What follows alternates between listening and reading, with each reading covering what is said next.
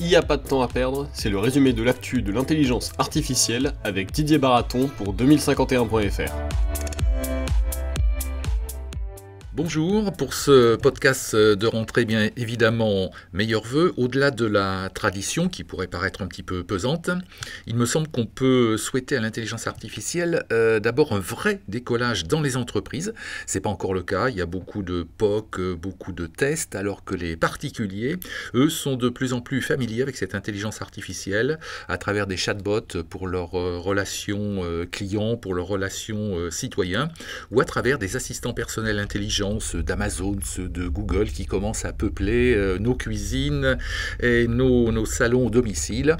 Même Orange et Deutsche Telekom en préparent un qui va s'appeler Jingo, donc un assistant personnel européen qui est prévu pour le deuxième trimestre 2019. En ce début d'année, pour ce podcast de rentrée, je voudrais attirer votre attention sur 4 événements, 4 sujets qu'on a traités sur 2051.fr. D'abord, l'interview vidéo, c'est le fer de lance de notre site, l'interview vidéo de Christophe Bonnefou, qui est le CDO, le Chief Data Officer de BNP Paribas Asset Management. Ensuite, une étude hyper intéressante qui est faite par les notaires. Et puis après, 2 cas, on ira se promener du côté des États-Unis, du côté des magasins Walmart, et avec une étude de Capgemini sur le retail et l'intelligence artificielle. Et puis on jettera un coup d'œil aussi du côté de la Chine avec un robot patrouilleur même, qui répond au nom d'Atrice et puis qui se balade dans les zones industrielles pour mieux les surveiller comme le feraient des sociétés de surveillance classiques. Alors d'abord, Christophe Bonnefou, eh bien ce monsieur est arrivé au mois de janvier 2018 chez BNP Paribas Asset Management, donc il est Chief Data Officer. Il parle un petit peu d'intelligence artificielle, mais il parle d'intelligence artificielle à travers la structuration des données. Et ce qu'il nous explique, c'est qu'évidemment, il y a beaucoup de données dans son établissement. Lui, son job, c'est de les gérer, de les protéger, de les traiter et de faire en sorte qu'elles soient de qualité pour ensuite être utilisées en interne. Donc ce qui veut faire, c'est doter son établissement d'une culture de la data, que les collaborateurs soient fluent data, comme on est fluent en anglais, et que ces collaborateurs se parlent, échangent, travaillent avec la data, tous les collaborateurs, que ce soit les producteurs de données, les contrôleurs de données, les utilisateurs de données. Et Christophe Bonnefou nous parle également d'intelligence artificielle liée à ces données. L'intelligence artificielle, il les trouve dans des startups, l'une qui permet d'identifier les incohérences dans les données et l'autre qui, en langage naturel, va procurer à son établissement un certain nombre de commentaires, d'avis financiers.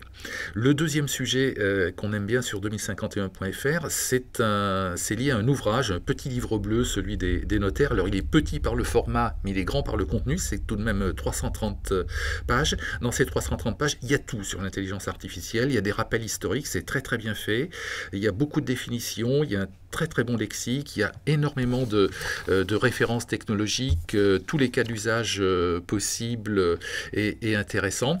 Donc les notaires ont fait un super job, comme dirait Donald Trump, mais eux, ils gardent leur nerf et ils analysent l'intelligence artificielle à la fois comme une opportunité et aussi comme une mise en danger de certaines habitudes. Donc c'est très intéressant, c'est facile à lire, c'est très documenté et franchement, je vous le recommande, c'est la meilleure étude, le meilleur rapport disponible. Ça foisonne les rapports, les études sur l'intelligence artificielle, mais celui-ci est vraiment très très bien fait.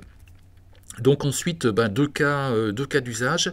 Le premier, il est lié à une étude qu'a publiée Capgemini sur le retail, l'influence de l'intelligence artificielle dans le retail, donc dans le commerce de détail en France et largement à l'international.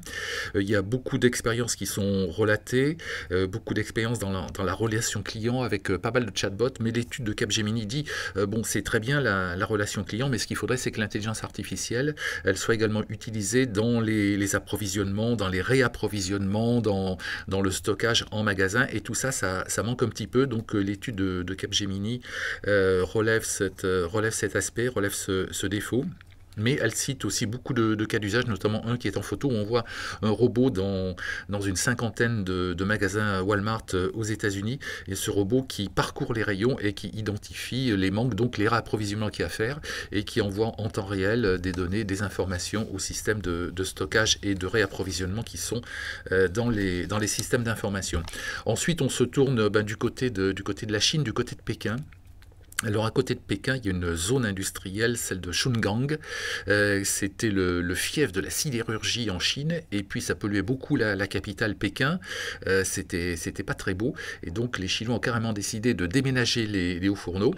Et à la place, alors ils ont exproprié quelques villages et quelques zones agricoles, et ils sont en train de créer plusieurs zones industrielles de haute technologie, notamment l'une d'entre elles qui va être dédiée carrément à l'intelligence artificielle. Et dans cette zone industrielle, eh bien, l'une des startups chinoises, VBTech, a mis au point un robot patriote, un robot patrouilleur même, Atrice, c'est son nom. Ce robot patrouilleur, il fonctionne jour et nuit, il fonctionne par n'importe quel temps.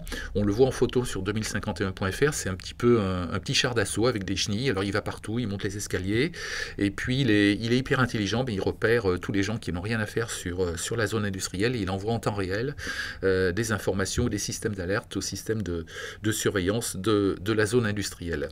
Et ce robot patrouilleur et ces zones industrielles vont servir également non seulement pour créer des zones industrielles et de haute technologie à côté de Pékin, mais également pour les futurs Jeux Olympiques d'hiver qui auront lieu en 2022. Et 2022, pour les Chinois, pour ces Jeux Olympiques d'hiver, ce sera aussi une vitrine de l'intelligence artificielle pour la puissance chinoise.